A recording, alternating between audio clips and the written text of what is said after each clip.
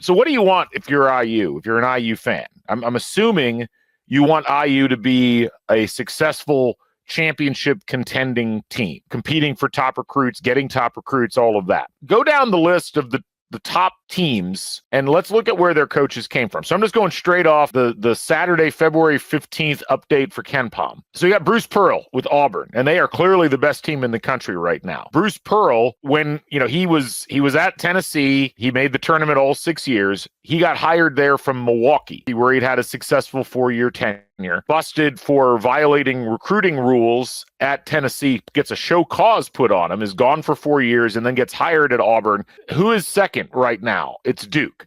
Right. Who's their coach? It's John Shire. Was John Shire a head coach anywhere before he took over Duke? No, he was a career assistant basically with Mike Krzyzewski. Houston is coached by Kelvin Sampson, who we know him very, very clearly, and he was on a show cause penalty and got hired out of oblivion by Houston after sitting on an NBA bench for a few years. Todd Golden, the head coach at Florida. Where was Todd Golden? Was he a top? This is a guy who's got his team in the top 5 of the NCAA. They're 4th in KenPom right now. Was this a top level coach somewhere else? No. Todd Golden coached 3 years at San Francisco. Rick Barnes is a coach that IU fans have looked down their nose at for decades. This is a guy who had a very successful run at Texas.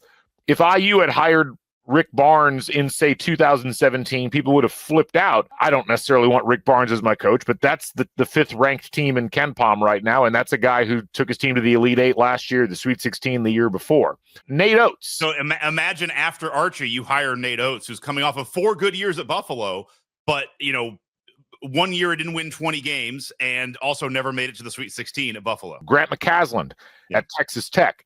This is a guy that was at North Texas for 6 years. And it was very successful. Like his last 2 years at North Texas was 25-7 and 31-7. But the number of people who I've seen now say, IU can't get a mid-major coach. They have to go big time. Iowa State, TJ Otzelberger. This is a guy who was an assistant at Iowa State, went and coached at South Dakota State, got hired after going 12-15 to be the head coach, and has been a revelation. I mean, he's 2 Sweet 16s in 3 years and a top 10 team so far this season. Greg Gard replaces Bo Ryan after Bo Ryan steps away, had never been a head coach at the Division I level. Matt Painter, we've already covered.